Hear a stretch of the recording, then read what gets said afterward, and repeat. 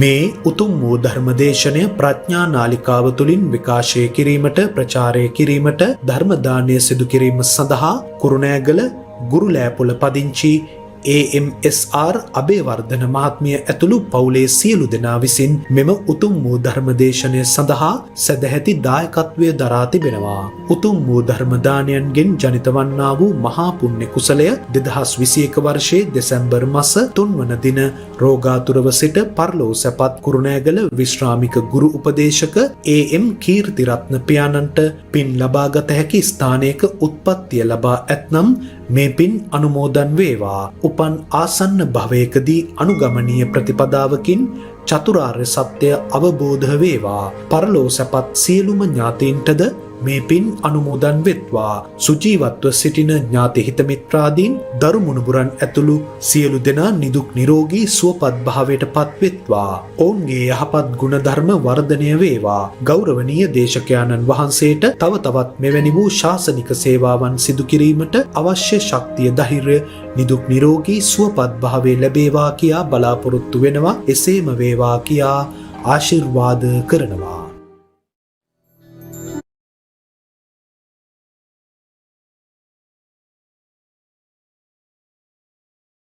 තස්ස භගවතෝ අරහතෝ සම්මා සම්බුද්දස්ස නමෝ තස්ස භගවතෝ අරහතෝ සම්මා සම්බුද්දස්ස නමෝ තස්ස භගවතෝ අරහතෝ සම්මා සම්බුද්දස්ස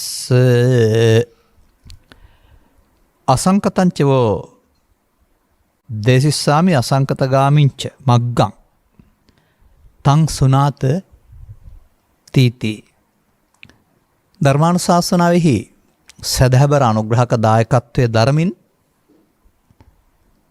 ධර්මානුශාසනාව පටිගත කිරීමේ අවස්ථාවට සහසම්බන්ධ වෙන්නා වූ පින්නතුන් ප්‍රමුඛ ධර්ම ශ්‍රවණාබිලාසී සදහැබර පින්නතනේ. මේ ත්‍රිපිටක ග්‍රන්ථවල තිවෙන වචන ඒ ආකාරයෙන්ම ගන්න ගියොත් සමහර විට අපි ලොකු අමාරුවක වැටෙනවා කියලා හිතෙනවා. මොකද යම් යම් වචන යම් යම් තැන්වල යෙදී පවතින්නේ අපි හිතන අර්ථයට නොවන බව නිසා. බුදුන් වහන්සේ ලෝකෙට හෙළි කර වදාරන්න උත්සාහ කළේ කුමක්ද කියලා තේරුම් අරගෙන ඒ මග කුමක්ද කියලා තේරුම් අරන් හොයන්න ඕන. මේ තේරුම් ගැනීමේදී හොඳ අවබෝධයක් තියෙන්න ඕන. ගෙදරදොර ප්‍රතිපදාවේ මොකද්ද මිනිසුන් හොයන්නේ කියන එක පිළිබඳව. ගෙදරදොර ප්‍රතිපදාව කියලා මම කිව්වේ කාමසුකල්ලි ආකාන යෝගයේ හෙවත් පස් ඉන්ද්‍රයන්ගෙන් සැප ලබන ජීවිතය. ගෙදර හරි පන්තලේ හරි කොහේ හරි එක කාමසුකල්ලි කාන යෝගයේ. අතකල්පතාන යෝගයේ කිව්වේ පස්ඉන්ද්‍රයන්ට එන සැප මග ඇරලා බුදුන් වහන්සේනි උත්තමයෙකුගේ මාර්ගයේ යාමකින් උත්තරව කළ අත්හදා බැලීම, විවිධ අත්හදා බැලීම. අනුയോഗ කියන පදේ තේරුම නැවත නැවතත් දෙනවායි කියන එක.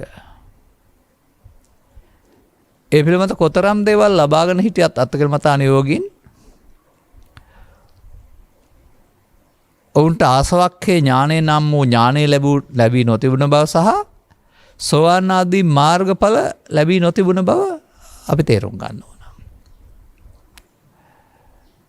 මා දකින්නේ ඔවුන්ගේ ගමන් මග අලු යට ගිනි පුපුරක් තබාගෙන ගිනි පුපුර අලු යටින් වසාගෙන යන ගමනක් විදිහට. ගින්න විශාල දෙයක්.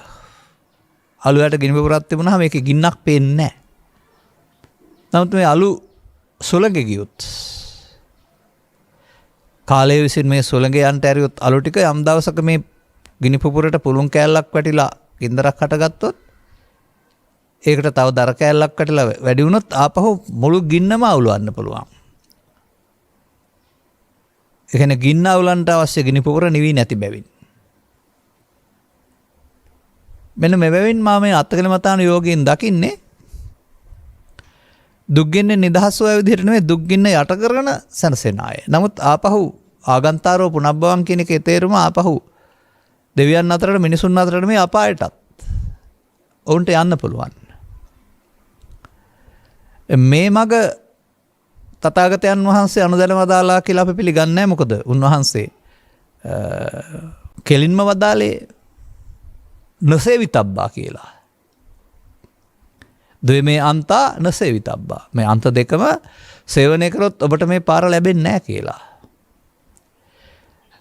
මජ්ක්‍ධිමා පටිපදා තථාගතයන් අභිසම්බුද්ධ. උන්වහන්සේ වදාළෙම මෙන්න මේක කියන අදහසින් මේ හොයන්න ඕන.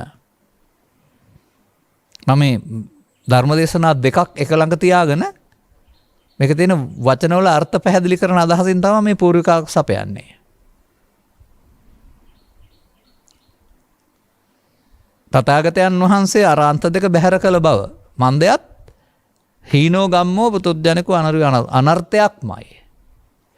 උන්වහන්සේ බලාපොරොත්තු වෙන ලෝකෝත්තර මාර්ගයට විවෘත වෙන්නෙම නැහැ. ඒ නිසා ඔබ අන්තය අනුපගම්ම. මේ අන්ත දෙකට එළඹෙන්නේ නැතුව වෙනත් මාවතක් ගන්න කියන එකනේ. වර්තමාන සමාජය තුළ මා දකින්නේ වෙනත් මාවත පාවිච්චියක් නැහැ. ආයෙත් අත්කලමතාන යෝගය සහ කාමසකල්ලිකාන යෝගී. අත්කලමතාන යෝගීන් නම් ටිකක් හරි අත්කලමතාන කාමසකල්ලිකාන යෝගීන් නම් ටිකක් හරි කාමසකල්ලිකාන යෝගයේ බව දන්නවා. අත්කලමතාන යෝගීන් ඒ අත්කලමතාන යෝගය දන්නේ නැහැ. බව දන්නේ නැහැ. ඒ බෞද්ධ භාවනා කියලා උන් හිතන්නේ. මේ කාරණා දෙක සිතෙහි තබාගෙන මේට අවතීර්ණ වෙනකොට හරි ලස්සන සූත්‍ර දෙකක් විතර තියෙනවා. මේක අංගුත්තර නිකායේ සංයුත්ත නිකායේ සලායතන වර්ගයේ එකක නම අසංකත සූත්‍රය, අනිත් එකේ සූත්‍රය විපස්සනා සූත්‍රය. දෙකේම මුලින් කියන්නේ එක දෙයක්. අගට කරන්න ඕන දේ වචන දෙකකින් කියනවා. තවත් තියෙනවා මේකේ. මේ කාරණා පිළිබඳ සමාජය දරන අදහස ඔවුන් ඉදිරිපත් කරන අදහස් වලින් මට තේරෙනවා.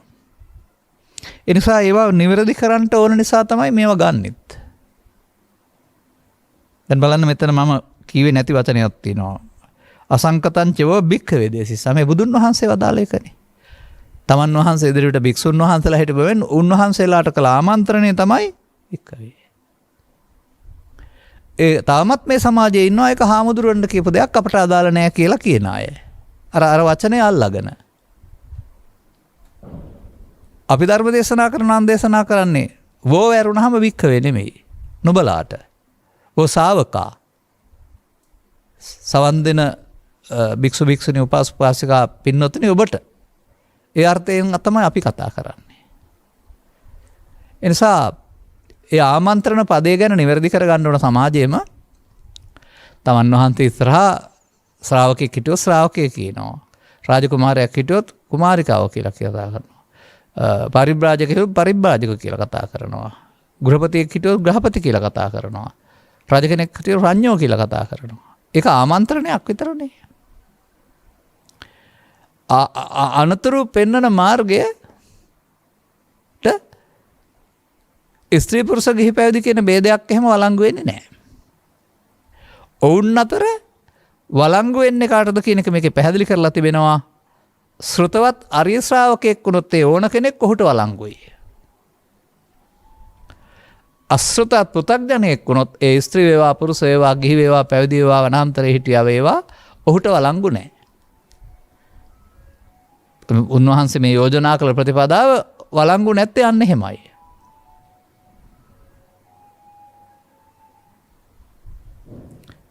ඒකෙන් කියවෙන්නේ අදාළ තැනට එන්න තරම් ප්‍රමාණවත් ධර්මශ්‍රවණයක් අවබෝධයක් යොමුවක් නැති බව තමයි අල්පස්සුත භාවය නැත්තම් අසුතාපුතුග්ජනෝ කියලා කියන්නේ.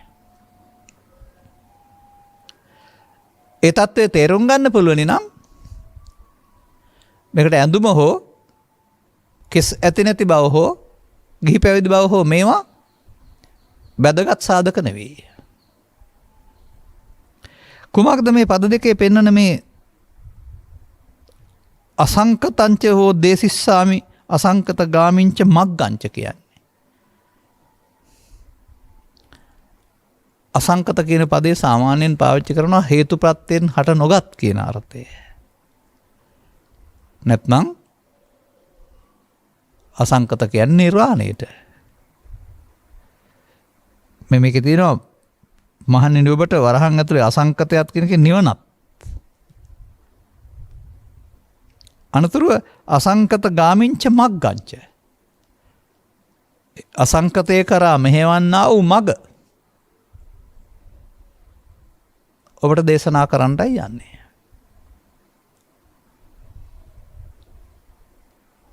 එතකොට මම දකිනවා අසංකතය අපට වචන වලින් කතා කරන්න බෑ ඒක ලෝකෝත්තරයි.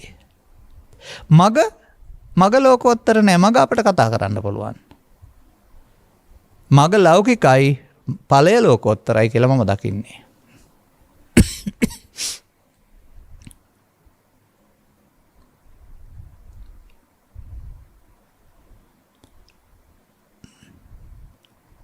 දැන්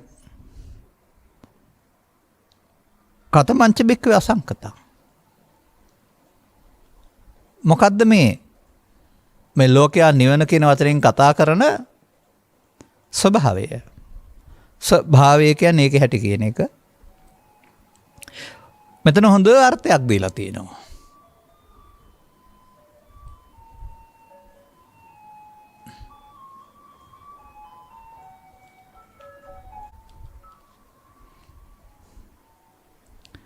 දැන් ලෝකයාගේ අදහස් බැලුවම ඔවුන්ට නිවන කියන වචනේ තියෙනවා. ඔවුන් එහි අර්ථය කොහොමද හිතන් ඉන්නේ? මරණයෙන් එහා පැත්තට ලැබෙන දෙයක්ය. මහාන වුණාම ලැබෙන දෙයක්ය.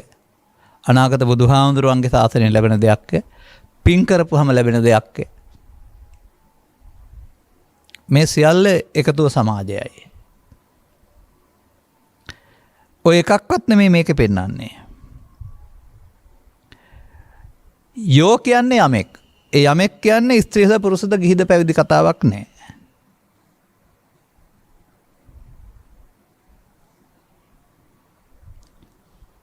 යෝ භික්ඛවේ මහණෙනි යමෙක්.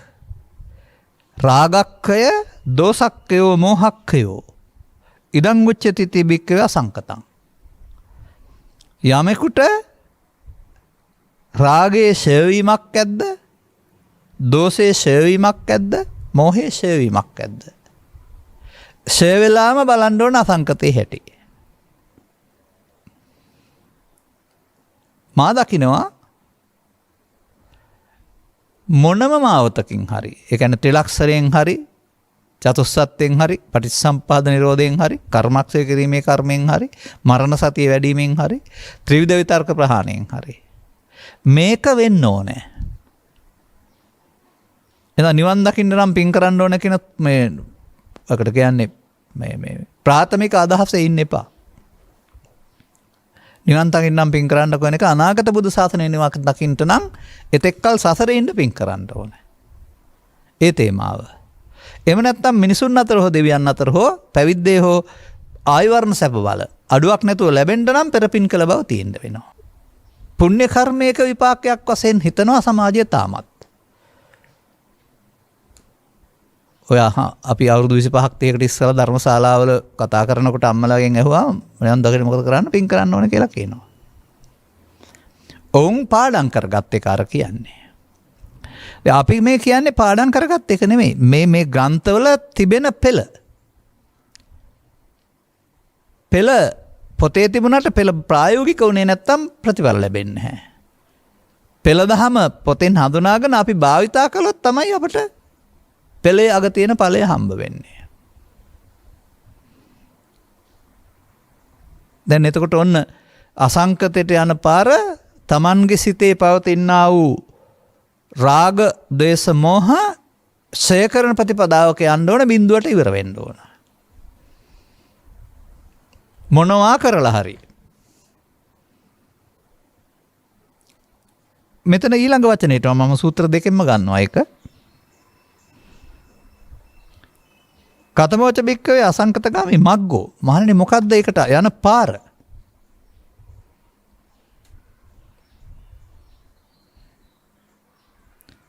සමතෝ අයං උච්චති භික්ඛවේ අසංකතගාමී මග්ගෝ.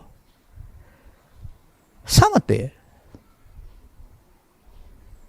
දැනට මතක තියාගන්න අර්ථ ගන්නව ගන්න එපා.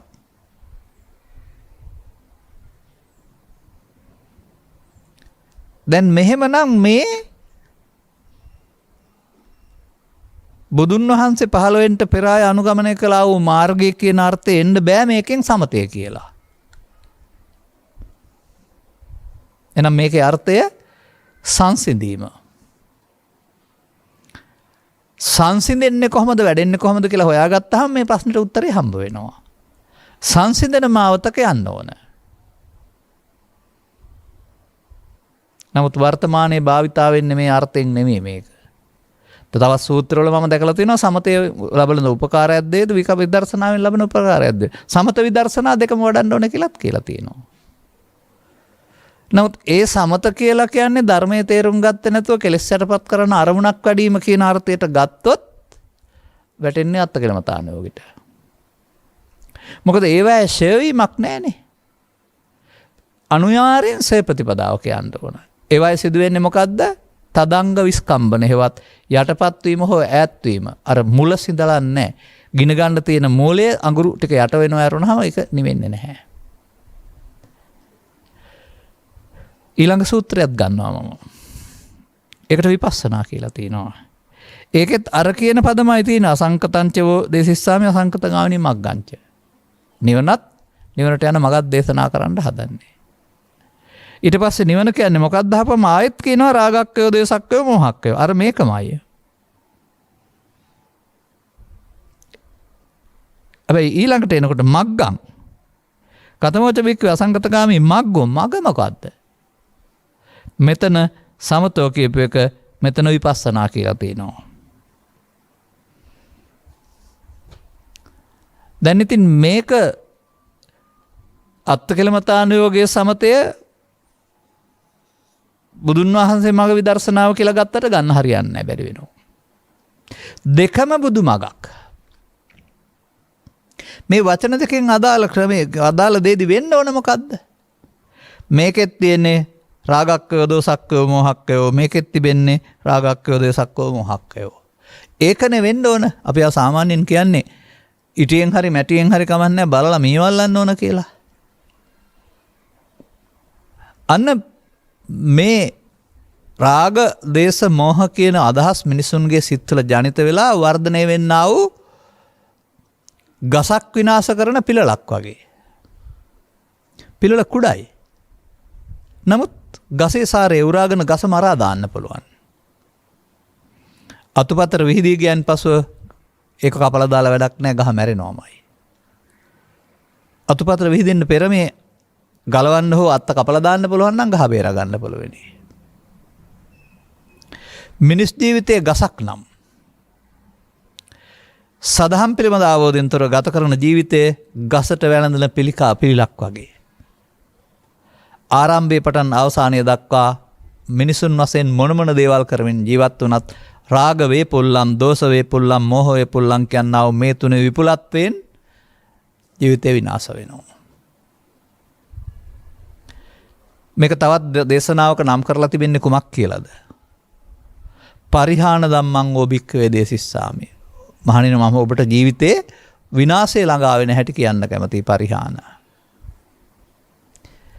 කුමක්ද පෙන්වලා තිබෙන්නේ මේ මෙන්න මේකෙම අනිත් පැත්ත. මේකේ තියෙනවා කය කියලා රාගක්කය දේසක්කය මොහක්කය තමයි දුකින් මිදෙන මග. අරක රාග වේපුල්ලම් දෝෂ වේපුල්ලම් වේම වේපුල්ලම්. වේපුල්ලම් කියන්නේ වැඩෙන හේවත් විපුලත්වයට බහුල වෙන මග කියන එක. බෞද්ධ වේවා අබෞද්ධ වේවා මේ සමාජයේ ජීවත් වෙන අය අසුත පෘථග්ජන නම් ඕන් කරන ක්‍රියාකාරකම් වල හොඳ නරක වල වෙනස්කම් තියෙන්න පුළුවනි. අභ්‍යන්තරයෙන් මේ වේපුල්ල මගේ තමයි යමින් ඉන්නේ. ඒ වේපුල්ල මගේ යන අය කවුරුත් අසංකතයට යන්නේ සංකතයට යන්නේ. භව නිරෝධයට යන්නේ භව ගාමිත්වයට යන්නේ. මහ විශාල ධර්ම කොටාසයක් මේකේ නැහැ. මෙන්න මේ ඔබ පිළිබඳව ඔබේ පින්න ගමන් මගේ තිබෙන්නා වූ සාවද්‍ය බව නැත්තම් වැරදි බව තේරුම් අරගෙන ගමන් මග නිවැරදි කර ගැනීමකුයි කරන්න තියෙන්නේ.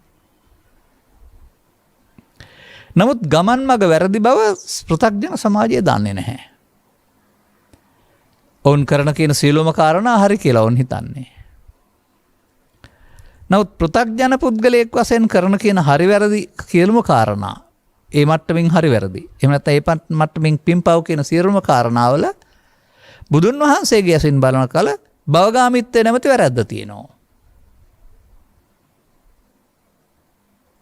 භවගාමීත්වය නැමැති වැරද්ද පාපයත් තියෙනවා. භවගාමීත්වය නැමැති වැරද්ද පිනෙත් තියෙනවා. භවගාමීත්වය නැමැති වැරද්ද ධානයෙත් තියෙනවා.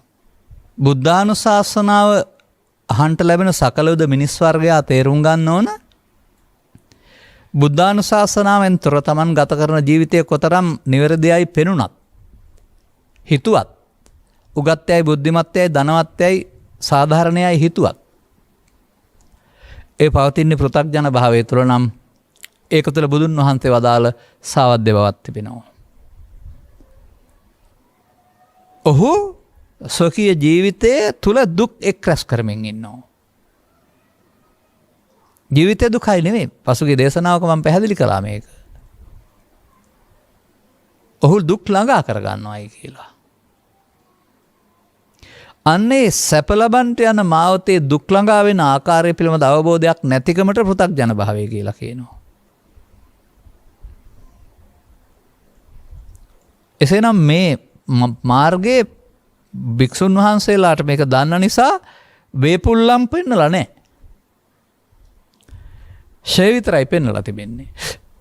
නමුත් සාමාන්‍ය සමාජයට ධර්ම දේශනා කිරීමේදී ලදරු කාලේ සිට මහලු දක්වා මේ ඇතුළතින් වේපුල්ලම් හෙවත් විපුලත්වයකට යන බව ශ්‍රාවකයා තේරුම් ගන්න ඕන. ඒ තේරුම් ගැනීම තුළ මග වැරදි බොහෝ දුර ගොස් නිවැරදි කර ගන්නවට වඩා මග වරදිනකොටම ටිකක් දුර යන විට නිවැරදි කර ගන්නවා නම් පහසු බව සමාජය තේරුම් ගන්න ඕන.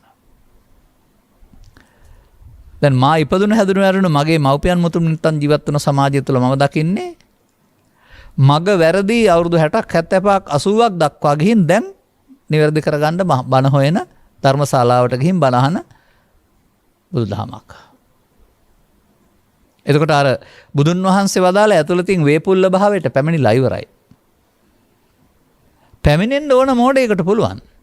නමුත් මිදෙන්න ඕන කෙනෙකුට බෑ. බුද්ධානුශාසනාව තේරුණාට විතරයි පුළුවන් වෙන්නේ. මෙබැවින් නොතේරුණත් කමක් නැහැ. මේ අමාරු බවට පත් නොවෙන්න පුළුවන් කමක් තියෙනවානේ වළක්ව ගන්න. වර්තමාන සමාජය තුළ ඔය බොහෝ අනුශාසනා කරන්නා වූ සමාජයට ඔය පවෙන් වළකින්න කියන වචනෙන් කියන්නේ ඔය වේපුල්ල භාවයට රාග දේශ මොහයන්ගේ විපුලත්වයට පත් වෙන එක පාලනය කරන්න කියන එක. සංසිඳවන්න කියන එක නෙවෙයි. යම් මට්ටමකට වළක්ව ගන්න කියන එක. දැන් මේ අපි තේරුම් ගන්න ඕන අප තුළ සිදුවෙන ආකාරය. නමුත් අපිට ඒක අප තුළ සිදු වී තිබෙන ආකාරය තේරුම් ගන්න බෑ අපි ළමා කාලය තුළ ගත කරලා තියෙන කාලයක්. මේක ළමා මනස තුළ ජනිත වෙන ආකාරය අපට දකින්න පුළුවන්. ඔවුනොන් භාවිතා කරන ආකාරය යන ඔවුන්ගේ වැඩෙන ආකාරය ඒ පුද්ගලයාගේ පිටට පෙන්නන සැරපර්සුකම් නොයසිලිවන්තකම් තුළ තමයි දකින්න හම්බ වෙන්නේ. මෙම ඇතදි මම කුඩා දරුවෙක් උදාහරණයට අරගනිමින් කියනවා කතාවක්. මෙලොවට එන සිඟිත්තෝ අම්මේ මට බඩගිනි බත් ඕනේ, අම්මේ මට බඩගිනි කිරි ඕනේ කියන්න දන්නේ නැහනේ. ඉල්ලන්න දන්නේ නැහැ.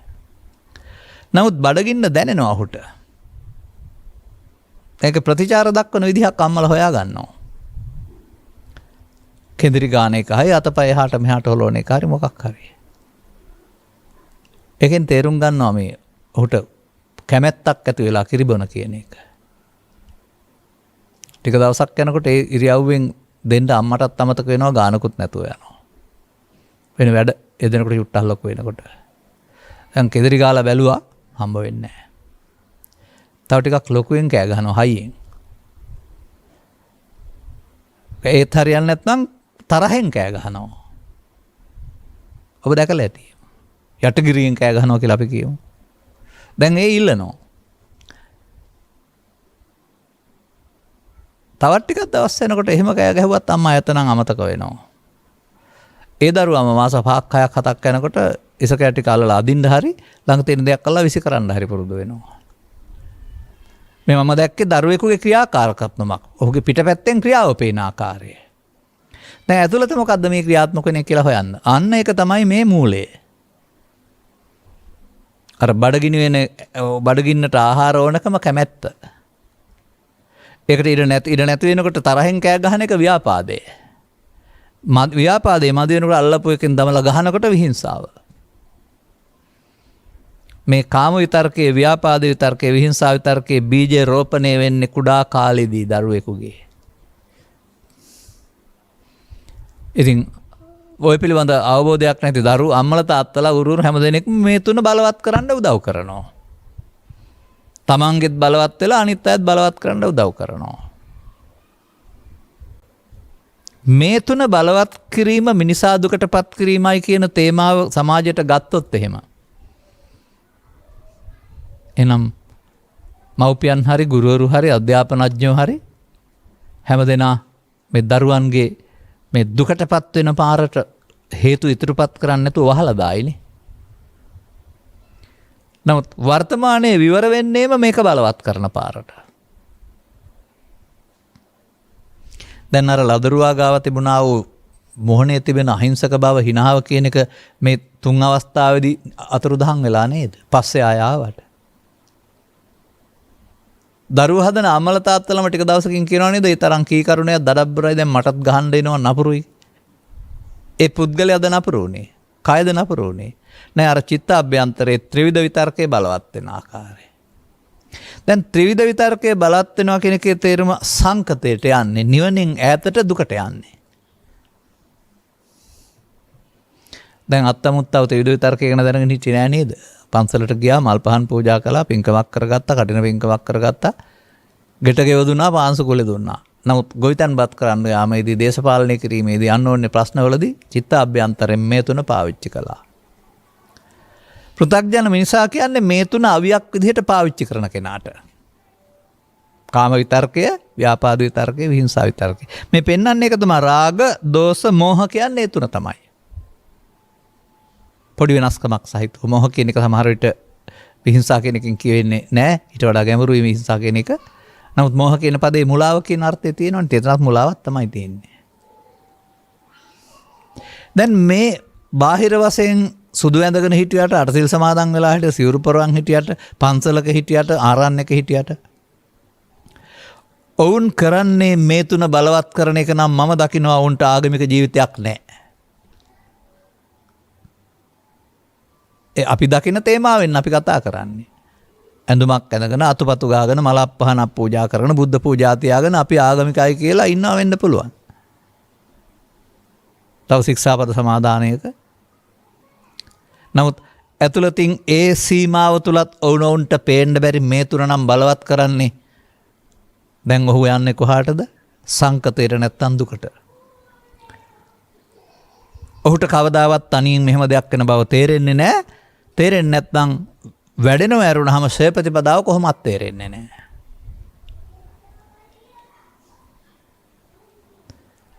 මෙන්න මේක තමයි බුදුරජාණන් වහන්සේ ලෝට හෙළි කරන මිනිසාගේ නොමග යාම. ඔය ලෝකයා කතා කරයි මත්පැන් වලින් හොරකමෙන් නොමග යනවායි කියලා. ඊට වඩා මම මේක මහා පරිමාණ නොමග යාමක්. සමස්තය සඳහා පොදු.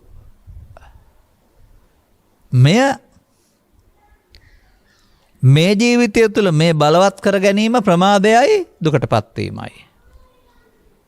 මේ ජීවිතය තුළ මේ වළක්වාගෙන මේ ආපහු බිඳුව දක්වා ෂේ කර ගැනීම බුදුන් වහන්සේ මනුස්සයාට යෝජනා කරපු මාවතයි ජීවිතය තුළ.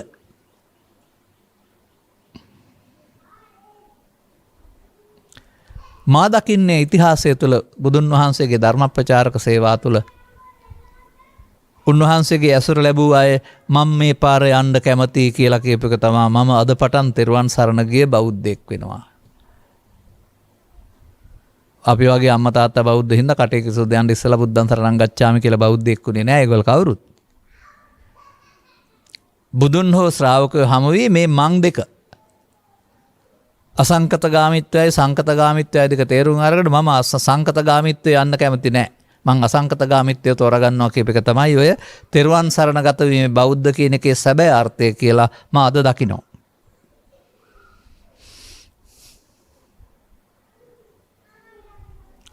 එසේනම් මේ වචන දෙක මේකයි මට අද විවරණය කරන්න තියෙන්නේ. තවත් මේකේ තියෙනවා යම් කරුණක් එකක් කියලා මෙන්න. මේ පිරිහෙන පාර කියන්න ඕන නෑ ඕන කෙනෙක් යන එකක් නේ. නමුත් ඒක වෙන්නේ කොහොමද කියන එක ඉගෙන ගත්තට කමක් නෑ. ආරම්භයේ පටන් අපි මේ හිතට හැඟීම සම්බන්ධයෙන් එකතු වෙන්න පුරුදු වුණේ. ඒක වරදක් වශයෙන් දකින්නේ නැහැ. එයින් අපට සිදුවෙන්නේ මදිකමක් පාඩුවක් නින්දාවක් කියලා ඒක දිනන්නයි යන්නේ. ගැහුවොත් ගහලා බැන්නොත් බැනලා පහර ගැහුවොත් පහර ගහලා දිනන්න යන එක. අන්න එතන අපි කලේ බාර ගැනීම තුළ ඒකට එකතු වීම ප්‍රතික්‍රියා දැක්වීම. ඒ එකතු වීම ප්‍රතික්‍රියා දැක්වීම තුළ තමයි ඒක අර වේපුල්ලම් පාරේ යන්නේ. විපුලත්වයටපත් වෙන්නේ. මේ මිනිසාට මිනිස් ජීවිතය තුළ මේකයි පෙන්වා දෙන්නේ. අදාතලට යන්න මත්තෙන් තව කතාවක් තියෙනවා මේක එකත් කියලා ඉන්න වෙනවා. මෙන්න මේකත් අර භික්ඛවේ කියලා වදාලා වගේම වැරදි විදිහට හිතන දෙයක්. ඉතිකෝ භික්ඛවේ දේශිතං වූ මයා අසංකත දේශිතෝ අසංකතගාමී මග්ගෝ යම් භික්ඛවේ සත්තාරං ශාවකානං හිතේසිනා අනුකම්පේන අනුකම්පං උපාදාය තං වූ තං මයා ඒතානි රුක්ඛ මූලානි ඒතානි ශුඤ්ඤාගාරානි ජායත භික්ඛවේ මා පමාදත්ත මා පච්චා විප්පටිසාරිනෝ අහුවත්ව අයංකෝ අම්මාකං අනුසාසන්ති. මෙන්න මේකත් වැරදි විදිහට ගන්න එකක්. මොකද්ද මේ කියලා තියෙන්නේ?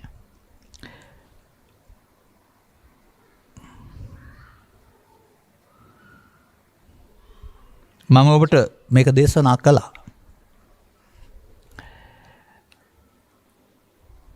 සත්වයින්ට නැත්තම් මනුස්සයන්ට හිතේසි වූ අනුකම්පා වූ තථාගතයන් වහන්සේ නමක් විසින් යමක් කළ යුතු නම්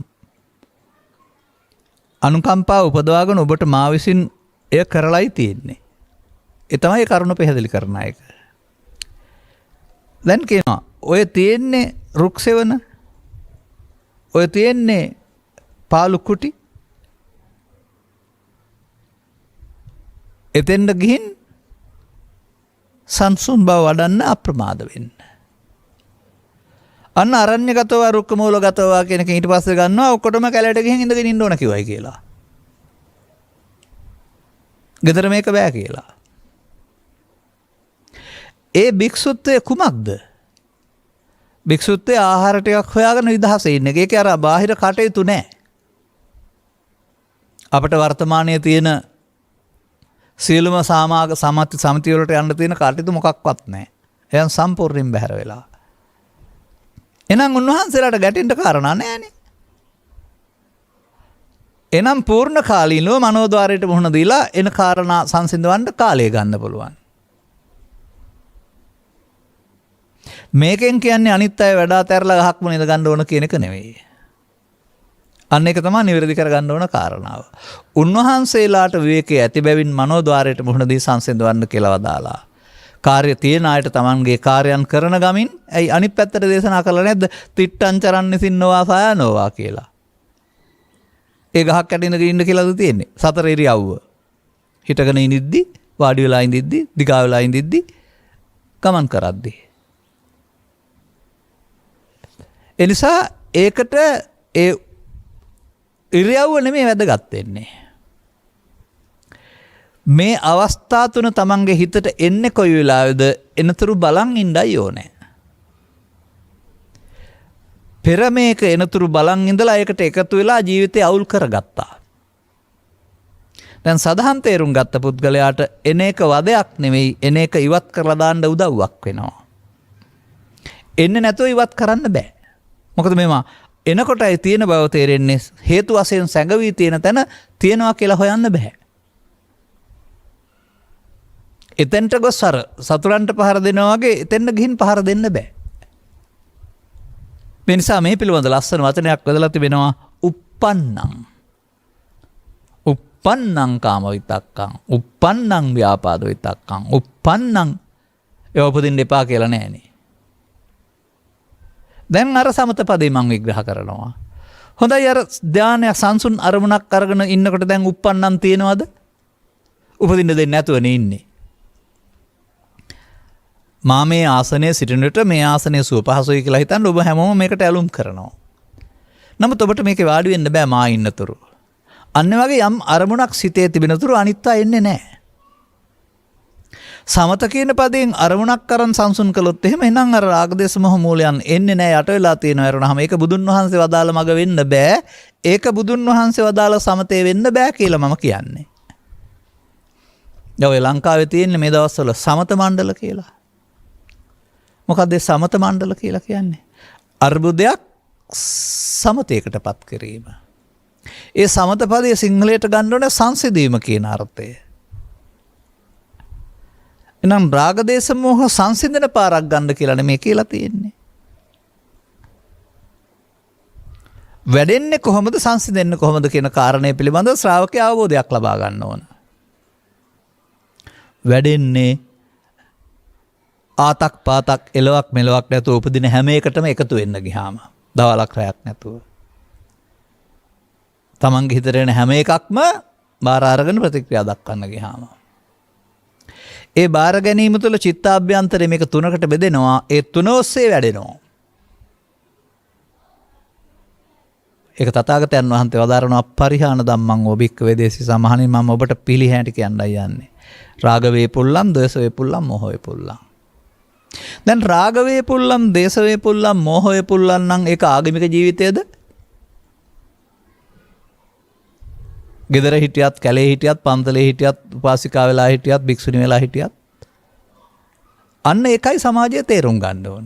මේ පිළිබඳ අවබෝධයෙන් තොරව බාහිර සකස් කරගත්තා වූ ආගමික චාරිත්‍රාත්‍රික හිර වෙලා ඉන්න බොහෝ දෙනෙක් පුරුදු වෙලා ඉන්නවා.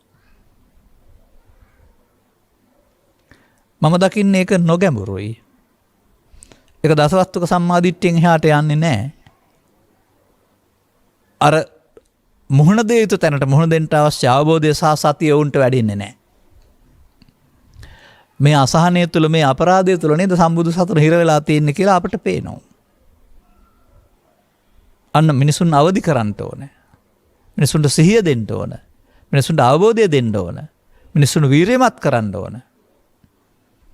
මේ උගුලෙන් ගැලවෙන්නට මේ මොහොත යොදා ගන්න කියලා. එබැවින් අරමුණක් අරන් අරමුණු යට කිරීම කියන අර්ථයෙන් මේ බුදුන් වහන්සේ වදාළ සමත කියන පදේ තියෙන්න බෑ. මොකද මජ්ක්‍ධිමා පටිපදානේ. ඒක තිබුණේ අත්කලමතාන යෝගීන්ගේ. ඒ අර්ථයෙන් මේක යොදලා තියෙනවා කියලා මම කියන්නේ නැහැ. මොකද මේකේ අන්තිමට කියනවා රාගක්කය දේශ අසංකතගාමී ප්‍රතිපදාව සමතේ කියලා.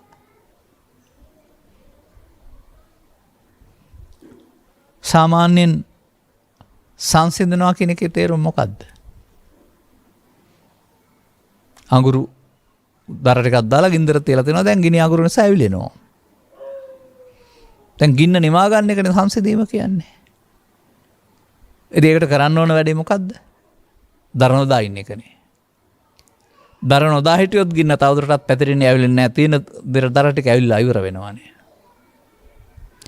අනෝගේ දරවලින් හට ගින්නක් වගේ බුදුබහන තේරෙන්න ඉස්සලා මේ ජීවිතය ඇවිදින් අපි හදාගත්ත දුක් ගින්නට හේතුව අපි හිතේ හදාන තියෙන්නේ.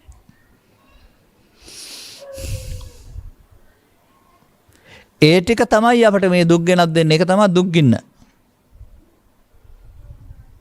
දුක් ගින්න මහා ගිනි ජාලයකි. ගීතපදයකින් තියෙනවා. ඉතින් ගින්නට පිදුරු දාලා හරි දර දාලා හරි බෑනේ. ආපහු ද්වේෂ කරලා ලෝභ කරලා වෛර කරලා වැඩෙනු ඇරුණාම සුන් වෙන්නේ නැහනේ. ඒක නොකිරීම කියන අර්ථයෙන් කොහොමද අපි මේකට අවතීර්ණ වෙන්නේ? මේ අභ්‍යන්තරය ගිනි ගන්න තියෙන හේතු ටික සියල්ල ඇවිදින් ඉවර වෙන්න වෙනවා. අර හංගලා තියාගත්තට ඇවිදින් ඉවර වෙන්නේ නැහනේ. ඒ නිසා බුදුන් වහන්සේ මේකට මුහුණ දෙන්න කියලා කියනවා. අන භික්ෂුව වෙනත් වැඩ නැති නිසා විවේකව ඒකට මුහුණ දෙනවා. උපාසකවරයා මව හෝ පියා හෝ දරුවන් හෝ කටයුතු ගොවිතැන හෝ කරමින් එකට මුහුණ දෙනවා. වෙනස එහෙමයි. දෙදෙනාටම uppannam කාම විතක්කං, uppannam ව්‍යාපාද විතක්කං, uppannam විහිංසා විතක්කං මේ තුනේදි තමයි භාවනාව තියෙන්නේ. ඒ භාවනාව කියන්නේ මෙන්න මේකේ තියෙන මේ විදර්ශනා කියන පදේ. සංසිඳවීම විදර්ශනා කිරීම. කොහොමද සංසිඳෙන්නේ යම් දෙයක්? මම දැකලා තියෙනවා මෙන්න මෙහෙම. පුංචි දෙයක් නිසා දෙසොයුරු අමනාප වෙනවා. බලාපොරොත්තු නොවන. නමුත් සහෝදරත් ඊට වඩා වටිනවා. නමුත් මේ අමනාපේ පළ කරන්නේ හෝ ප්‍රතික්‍රියා දක්වන්න යන්නේ නැහැ. ටික දවසකට පස්සේ උන් අර අමනාපේ පැත්තකට දාලා කතා කරනවා. පරණ තැනට එනවා. ඒ සංසෝධන කොහොමද? ඇවිලට ගින්නට පිටුරු දාපු නැති නිසා. ඒක පැවැත්වුවේ නැති නිසා. පැවැත්වීමෙන් වර්ධනය වේ නොපැවැත්වීමෙන් සංසිඳේ කියන එක එතකොට පෘථග්ජනයාග තුලත් වළංගු වෙන්නේ. බුදුන් වහන්සේ පහදල් කරනවට වඩා නිකම්මත් ඒක නැති වෙලා යනවානේ. එහෙනම් අප තුල ඉන්නා වූ මේ අපව මෙහෙවන්නා වූ බලවේග තුනක් අප විසින් විනාශ කර දැමීමේ මේ ප්‍රතිපදාවට ආයුතුයි. මම දන්නේ ඒක තමයි ප්‍රතිපත්තිකාමී බෞද්ධකම ප්‍රතිපත්ති පූජාවෙන් බුදුන් පිදීම. අපට අහිතකර ලෙස හිත තුළ තිබී බලපාන්නා වූ මේ බලවේග තුන ජීවිතය තුළ හැකිතාක් ඉක්මනින් වනසා ගැනීම සඳහා විනාශ කර ගැනීම සඳහා මඟ ගත යුතුයි. ඒක තමයි මම දකින්න ප්‍රතිපත්ති පූජාව ආගමික ජීවිතයේ. මේ සූත්‍ර දෙක එකට වචන දෙකක් යදෙනවා. රාගක්කේ, දේසක්කේ, මෝහක්කේ මෙන්න මේ වැඩේ කරන්න කියලා පෙන්නන්නේ. සෙවෙන්නේ කොහොමද? ඉතින් ඔබ ඔබේ සිත පිළිබඳ අධ්‍යයනයක් කරලා බලන්න මොනවා කරොත්ද වැඩෙන්නේ මොනවා කළොත්ද සෙවෙන්නේ කියලා. අපි නොඑක් උදාහරණ ඉදිරිපත් කරමින් සමාජයට කතා කරනවා. පොර දැම්මොත් ගහක් වැඩෙනවා. කැටේට සල්ලි දැම්මොත් මුදල් ඉහළ යනවා. ඒ විදිහට අපි වෙන්නනවා. යමකට එකතු කළොත් බලවත් වෙනවායි කියලා.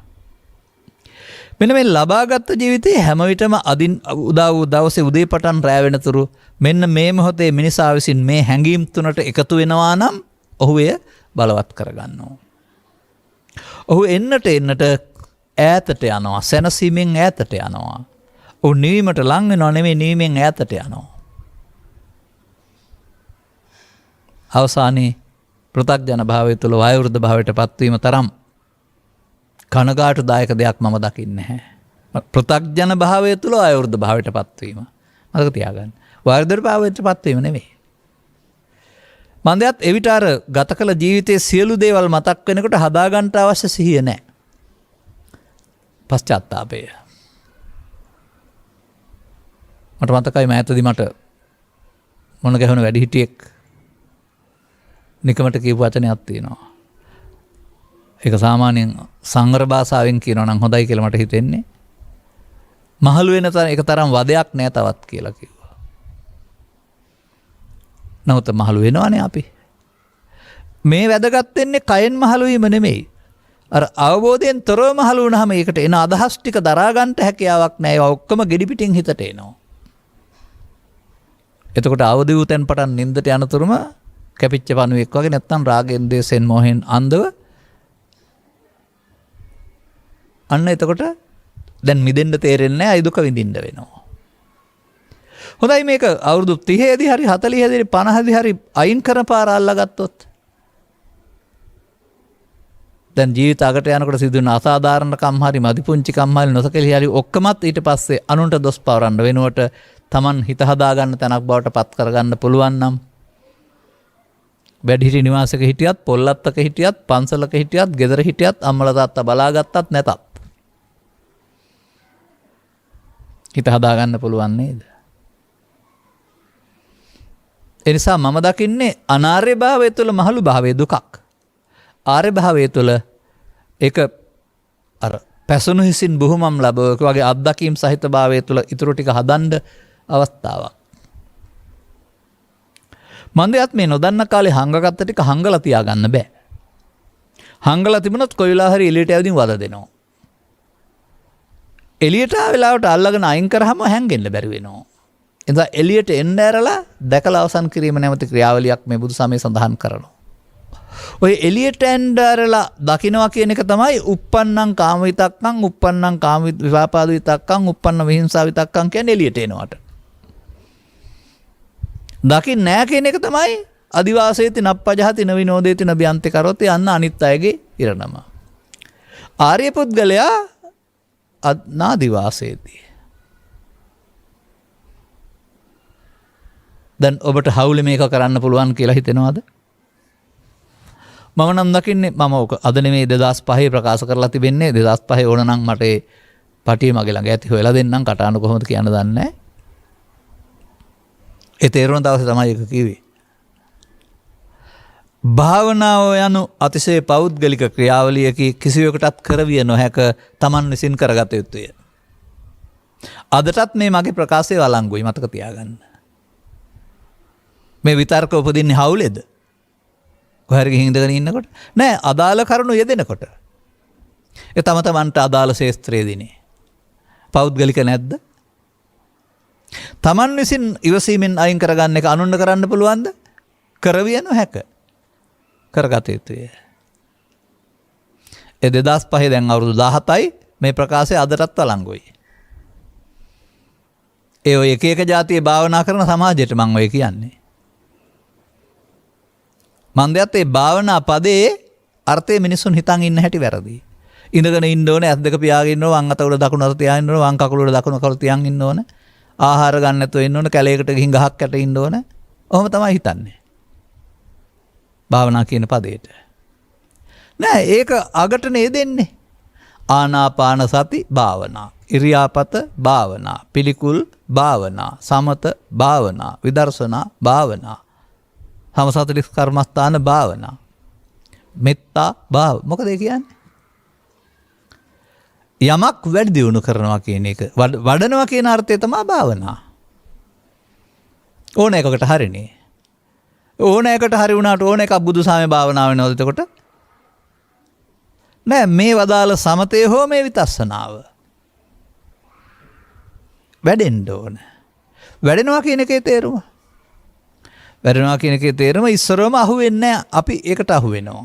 හිතට එන දෙයට අහු වෙලා අපි ප්‍රතික්‍රියා දක්වනවා. පස්සේ මේක එනකොට අපට අහු නොවී ඉන්න පේනවා. අන්න ඒක තමයි වැඩෙනවා කියන්නේ. මොකද්ද වැඩෙන්න ඕනේ? වැඩෙන්න ඕනේ වැරද්ද දකින්න සිහිය. පෘථග්ජනයා සිහි නැතිකම වඩනවා. ඒන් වැළකීමට තේරුම් ගත්ත පුද්ගලයා ඒ දැකීම, ඒ අදහ, ඒ මොහොත දැක එකතු නොවීමෙන් සංසෝධන කරන්න පුළුවන් දේ වඩනවා. අර පෘථග්ජනයා වඩන එකට කියනවා කාමාංග වඩනවායි කියලා. මෙයා ඒකෙන් මිදෙන්න වඩන එකට කියනවා බොජ්ජංග වඩනවායි කියලා. ඔන්න මේ ත්‍රිපිටකය තුළ සමස්ත සමාජය සඳහා තිබෙන්නා වූ ද්විත්ත ප්‍රතිපදාව. වේපුල්ලන් බුදු දහම තේරුම් ගත්ත නැති අයගේ ජීවන ප්‍රතිපදාව. කනබොන අඳින පළඳින එක ඔක්කොම කරන වැඩක්. ඒක නවත්තලා නැහැනේ. අපි හිතන්නේ ඒක නවත්තන්න ඕනේ කියලා. මූලික අවශ්‍යතාවයන් සපයා ගැනීම හෝ යහපත් දේ කිරීම කියන කාරණාවට තහංචි රතුයිරි බාධක මොකුත් නැහැ බුදු සමයේ. තහංචි බාධක රතුයිරි තියෙන්නේ මෙන්න මේ තුනට එකතු වෙලා බලවත් කරනවට. එසේනම් දරුවෝ ඔබ දුක හදාගනී කියලා බුදුන් වහන්සේ වැඩ හිටියා නම් කියාවේ. දැන් බලන්න මේක තව මොහොතක්. මේ න්යාමයේ භාවිතා වෙනවා නේද අධ්‍යාපනය තුළ, අධ්‍යාපනයේ පුටුව තුළ, විභාගය තුළ, විභාගයේ තරඟය තුළ, කොපි කිරීම තුළ, ඔවුන්ට වංචා කිරීම තුළ, රචනා තරඟය, ක්‍රීඩා තරඟය තුළ. ඔවුන් ඔක්කොම එකතු වෙලා මොකද්ද මේ දරුවන්ගේ කරන්නේ? රාග වේපුල්ලන්, දෝෂ වේපුල්ලන්, මෝහ වේපුල්ලන්නේ. එනල් ලොකු අය එකතු වෙලා දරුවෝ දුකටපත් කරනවා කියන තේමාවේ නෙමෙයිද මේ රට ඉන්නේ? ඔන්න අධ්‍යාපන ප්‍රතිසංස්කරණ වෙන්න ඕන කාරණාව. ඔය එක කාලට අධ්‍යාපන රට මාරු කරන, විභාගෙ මාරු කරන එක නෙවෙයි. දරුවන්ගේ ආදරණීය මානසිකත්වයට විනාශයක් නොකර උන්ගේ මිනිස්කම රැකගෙන ලබා දෙන්න ඕන අධ්‍යාපනයක්. ඉවසීම පුරුදු කරන ලබා දෙන්න අධ්‍යාපනයක්. ඒක තමයි නව අධ්‍යාපන ප්‍රතිසංස්කරණය හඳුන්වා දිය යුතු. එහෙම නැත්නම් ලොකු අය ගිය පාරේ අනිත් පැත්ත යවලා වුණොත් ගොඩ එන්න බැරි දුකකට දාන එක තමයි කරන්නේ.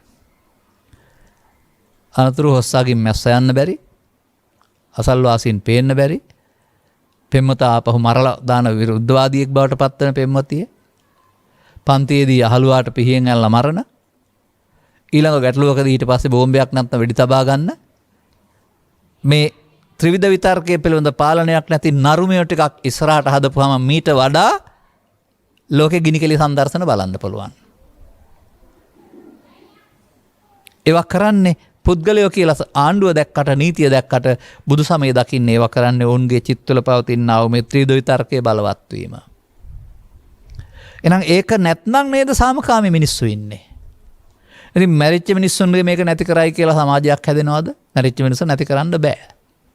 අනාගත බුදුන් වහන්සේගේ මේක හැදුවයි කියලා වර්තමාන සමාජය හැදෙනවද? නෑ එදාට හැදෙයි. එදාට හැදෙන එක උන්වහන්සේටයි ශ්‍රාවකින්ටයි බාර දෙමු. අපි ගෞතම බුදුන් වහන්සේගේ ආලෝකයේ සරණින් අද මේ වෙනස ඇති කරමු.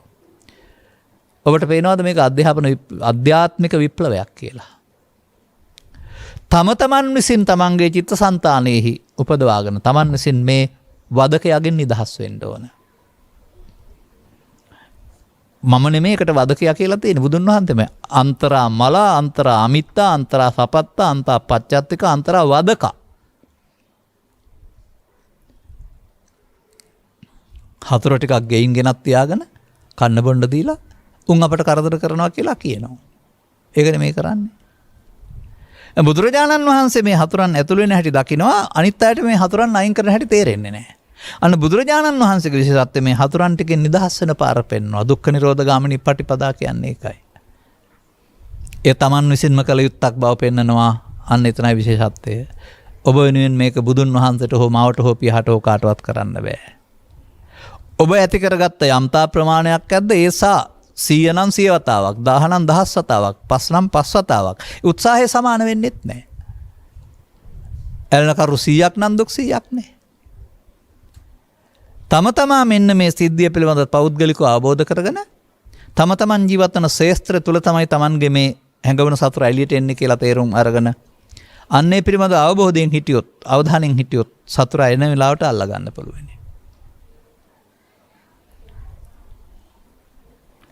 එතකොට ඔහුට සැඟවෙන්න ඉඩ නැහැ, වැඩෙන්න ඉඩ නැහැ, එළියට යන්න වෙනවා. මා මේ වචන වලින් කියන නොකියා කියන කාරණාව pāli භාෂාවට හැදුවොත් දැන් මොකද කියන්න තියෙන්නේ? තව pāli නැතුව ඔය කියලා තියෙන්නේ. ඔන්න ඔය හදහස හිතට එන වෙලාවට ඒකට එකතු වී ප්‍රතික්‍රියාව දක්වන්න යන එකට තමයි සංස්කාර ධර්මයන් නිත්‍ය සුඛ ආත්ම වශයෙන් බලනවා කියලා තියෙන්නේ. ඔන්න පෘථග්ජනයාගේ දර්ශනය සංස්කාරයන්ගේ නිස්සුකාත්මය. බුදුවරුන්ගේ දර්ශනය සංස්කාරයන්ගේ අනිදුක්ඛානාත්මය. ඒ එන මොහොතටම ඒකට එකතු නොවි අවසන් කරනවා, එකතු නොවීමෙන් අවසන් කරනවා කියන එක තමයි පංච උපාදානස්කන්ධය අනිත්‍ය බලනවා නැත්නම් අනිදුක්ඛානාත්ම වශයෙන් බලනවා කියන්නේ. ඒ වචනේ නම් සමාජයේ තිබුණා. මෙතනයි මේක තියෙන්නේ කියලා දන්නේ නැන්නේ කවුරුත්. ඒකනේ කාරණාව. නිත්‍යයක් තියෙනවා අනිත්‍යයක් තියෙනවා. පොත්පත්වලක් තියෙනවා කතාත් කරනවා ලියනවා කියනවා පාඩම් කරනවා. ඒක ප්‍රායෝගික වෙන්න තේරෙන්නේ නැහනේ. සාමාන්‍යයෙන් පොතේ පතේ න්‍යාය තියෙනවා පෙළ දහම. න්‍යාය ඕනේ. නමුත් න්‍යාය භාවිතයට ගන්න ඕනේ. අනාගත බුදුන් වහන්සේගේ ශාසනය නිවන් දකින්න පෙරම්පුරන සමාජයක් කියන්නේ න්‍යාය අරුණාම භාවිතයක් නැහැ කියන එකයි. තේරුම් ගන්න ඕවා. නමුත් බුදුන් වහන්සේ කියන්නේම භාවිතෝ බහුලීකතෝ භාවිතා කරන්න බොහෝකට භාවිතා කරන්න. අන්න භාවිතයටපත් වෙන්න වෙනවා ප්‍රායෝගික. න්‍යාය භාවිතය කියලා කතා කරන්නේ නැත්නම් දරුවෝ නම් ඔකට කියන්නේ තියරි සහ ප්‍රැක්ටිකලි කියලානේ. තියරි ගන්න ගුරුවරයාගෙන් ප්‍රැක්ටිකලි කරන්න ඕන ගෙදර ඇවිදින්. අන්න ඒ වගේ ප්‍රායෝගිකව මේ අවස්ථාවන්ට මුහුණ දීම තුළ මෙන්න මේ අවස්ථාවට වහල් නොවෙන්න දිනු කරන්නා වූ නුවණට තමයි මේ සිහිය වඩනවා කියලා කියන්නේ. එයාට හොරෙන් ඊට පස්සේ එකතු වෙන්න බෑ. එයා දන්නවා මේ පාර වැරදි කියලා. එයා අකුසලයකට වෙන්න දෙන්නේ නැහැ. අකුසලයෙන් වෙන්නේ මේ කුසලයට හිත මෙහෙවනු ලබනවා. දැන් මෙන්න මේ ටික තේරුම් ගැනීම සමස්ත බුදු සමයම තේරුම් ගැනීමයි. මෙන්න මේ ටික තේරුම් ගැනීම තමන් විසින් තමන් ගලවා ගැනීමේ මාර්ගය තේරුම් ගැනීමයි. අනතුරුව අද තේරුණා නම් අද පටන් දැන් පටන් නැත්නම් හෙට පටන් ආපහු යන්න පුළුවන්. සිහිය දියුණු නැති තාක්කල් මුලින් හරි අමාරුයි. පරණ පාරෙම ඵලයන් කියලා ඒගොල්ලෝ ඔබට කියයි. ත්‍රිවිධ විතර්ක විසින් පරණ පාරෙම ගිහින් ගහපම් බැනපම් මරපම් කොපටම් පලිගනින් කියලා කියයි. නමුත් ඒකේ අනාගත විපාකයේ තේරෙනවා නම් පස්සේ කාලෙක විඳවන්න සිදු වෙන ආකාරය ඒ තුන් දෙනාගෙන් නිදහස් වෙන්න මේ මොහොත උදා කරගන්න වෙනවා. එනිසාර මම පෙන්නපු වචන වලට රැවටෙන්න එපා. කැලේට ගිහින් ඉඳගෙන ඉන්න ඒවා කියලා ඒක ඒ වැඩාදුරු හාමුදුරුවන්ට ඒගොල්ලෝ විදර්ශනා ධූරයටම ගියා. වෙන වැඩක් නැහැනේ. සබ්බ දුක්ඛ නිස්සාරණ කියලා පැවිදුනේ ඒකටමනේ. මාපියන් පෝෂණය රැකියා කිරීම ආදී කිසිවක් නැහැ. ඔබට ඒක තහනම් කරලා නැහැ. ඔබ ඒ කටයුතු කරන්න ඒකෙදිත් ඔබේ මේ තුන් දෙනා එනවා. කෝකෙදි හරි මේ තුන් දෙනා එනකොට එයාට එකතු නොවෙන්න තමයි බුදුහාමුදුරුවෝ ගන්නලා තියෙන්නේ. මෙන්න මෙතෙන්ට මේ එකතු නොවෙන්න දිනු කරන එකට සතිය කියනවා ඇරුණාම වෙන මොකක් හරි සතිය කියලා පාඩම් කරන් හොයන්න යන්න එපා. අපේ රටේ වෙලා තියෙන්නේ ඒකයි. මේ සතිය කියන්නේ චෛතසිකයක්නේ. සද්ධා චෛතසිකයක්. සති කියන්නේ චෛතසිකයක්. ඒ චෛතසිකේ දිනු කරන්න කියලා නෙමෙයි කියලා තියෙන්නේ. මේක මේ වරදින් මිදෙන්න දිනු කරන චෛතසිකය සද්ධා නැමැති කුසල චෛතසිකය. සති නැමැති කුසල චෛතසිකය. ඉතින් ඒක වැඩෙනකොටනේ බොජ්ජංග වැඩෙනවා කියන්නේ. ඒක වැඩෙනකොට ඊට හොරෙන් යන්න බෑ. ඒක වැඩිලා නැති නිසා හොරෙන් යනවා අපිට හොරෙන්. මොකද අපි වැඩලා තියෙන්නේ කාමාංගනේ. මේ අය වැඩෙනකොට මේ භූමිය සටන් භූමිය උන්ට සටන් කරලා ජය ගන්න දින නැවුන් පරාජය වෙනවා. ඒ නිසා මේකට දෙනවා කෙලෙස් සතුරන් නැසීමේ කියලා. මා හිතන ආකාරයට නම් 2700ක් පුර ඉතිහාසය තුල සිදු වුණා වූ සියලුම දේවල් විෂයන් පහක් යටතේ බුද්ධ ආගමේ කියලා ඉගෙන ගන්න ඕන නෑ. ඒක විභාග ලියන්න ඕන නම් ඉගෙන ගන්න. දුකින් මිදෙන්න නම් මෙන්න මේ කාරණාව තේරුම් ගත්තම ඇති. මේ සමස්ත සූත්‍ර පුරාම මේ වචන නොකියා තිබුණාට මේක තමයි කියලා තියෙන්නේ. ඒ කියන්නේ මම කියන්නේ මේ ත්‍රිපිටක සූත්‍ර දේශනා කියන්නෙම භාවනා කරන හැටි කියලා දෙන එක. වෙන මේකක් නෙමෙයි. මේවෙන් පෙන්වන්නේ මාර්ගය. අනුමතර කරන්න ඕනේ. ඒක උන්වහන්සේගේ ජීවිතයේදී එකම විදිහට කියන්න ගියම ඒකාකාරී වෙන නිසා ඔය මේ කුරක්කම් පිටි වලින් හරි පාම් පිටින් හරි එකම දේ කන්න බැරි වුණාම එක එක රස කරලා පාට කරලා කන්න හදලා දෙන්නේ දරුවන්ට අම්මලා තාත්තලා. කොහොම කෑවත් කුරක්කම් පිටි කොහොම කෑවත් හාල් පිටි. අපි හාල් පිටිම ගම්මකෝ. බත්, කිරිබත්, අග්ගලා. එහෙම නැත්නම් එක එක දේවල් හදන්නේ වැලි තලප, අලුවා. මොනවා කරත් ඒකේ රස වෙනස් වෙනවා. අර හාල් පිටිමනේ ආහාරය. අන්න ඒ වගේ මේක පැහැදිලි කරලා තිබෙන්නේ විවිධ න්‍යාය මාර්ගයෙන් මේ අනුසෝතගාමිත්වය සහ පටිසෝතගාමිත්වය. ඉතින් ඕක හොයාගෙන එන්නේ. බුද්ධ ශ්‍රාවකයෝ කියන්නේ ඕක තේරුම් ගන්න අයනේ. එතකොට තමයි සැබෑවටම බුද්ධ ආගමට එනවා බෞද්ධ බවට පත් වෙනවා කියලා කියන්නේ මේ සසරේ ආපහු යන අය. දැන් මේකට තව නමක් තියමු ප්‍රතිපත්ති පූජාවෙන් බුදුන් පිදීම. මම හිතන්නේ ඔබට කරුණු පැහැදිලි කිරීම ප්‍රමාණවත් උනායි කියලා. අදාළ කරුණු තේරුම් ගැනීමට තේරුම් ගත්ත මදිනම් තව තවත් ධර්ම දේශනා ශ්‍රවණය කරන්න. අනතුරුව ඉක්මනින් අනුගමනීය ප්‍රතිපදාවට පත් වෙන්න. වැඩ අතහැරෙන්නේ නැහැ, කාර්යය අතහැරෙන්නේ නැහැ, රාජකාරී යහපත් දේවල් සියල්ල කරනවා, මෝඩකම අතහැරෙනවා. එතකොට තමා සංසුන් වෙන බව, ලෝකෙට මුහුණ දෙන්න පුළුවන් බව, ඇතුළත දැවෙන්නේ නැති බව, Tamanටම සාන්දිටික ධර්මයේ ප්‍රතිඵල පේනවා කියන්නේ එහෙමනේ. දැනටත් එහෙම අනුගමන ප්‍රතිපදාවේ ඉන්න අය අපිට කතා කරන්න ආව එවන ලියුම් වලින් යම් ප්‍රතිඵල පෙන්වලා තිබෙනවා. ඔබටත් එමුදු ප්‍රතිඵලදායි ප්‍රතිපත්තිකාමී බෞද්ධෙක් බවට පත් වෙන්නට මෙම අසංකත සහ විපස්සනා සූත්‍ර දෙකේ පෙන්වපු එකම ප්‍රතිපදාවේ සමත විපස්සනා කියන වචන දෙකේ අර්ථය එකක් බවට පත් කරගෙන දකින්න. නොනස පෑදේවායි කියන සුභාශිංසනේ ප්‍රාර්ථනා කරමින් මම ධර්මානුශාසනාව මෙතකින් අවසන් කරනු ලබනවා. මෙම උතුම් ධර්මදේශනයේ ප්‍රඥානාලිකාව තුළින් විකාශනය කිරීම සඳහා සැදැහැති දායකත්වයේ දරනු ලබන්නේ කුරුණෑගල ගුරුලෑපොළ පදිංචි AMSR අබේවර්ධන මහත්මිය ඇතුළු පවුලේ සියලු දෙනා විසිනි.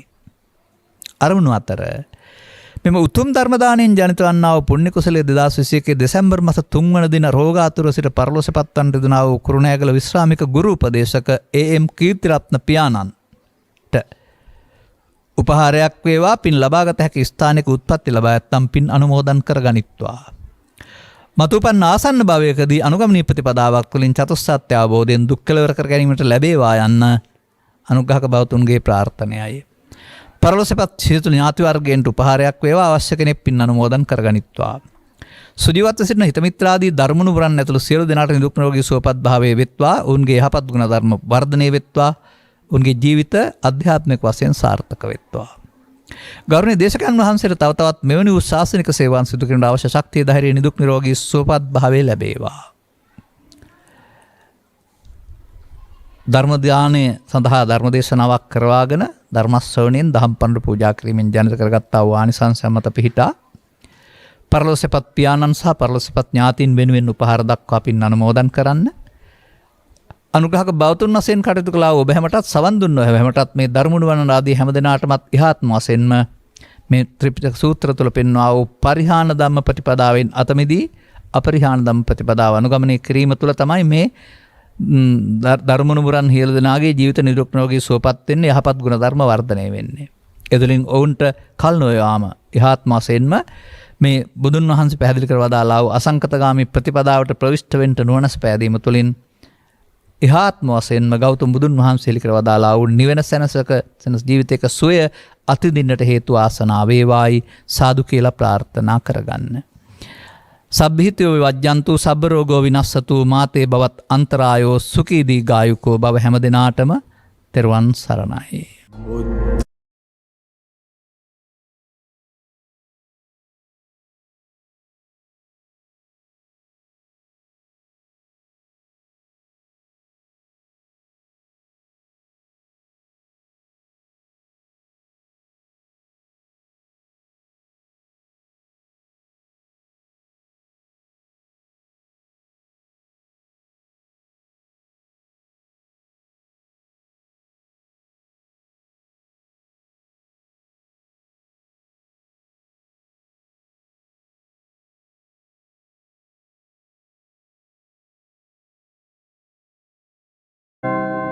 රාගක්ඛයෝ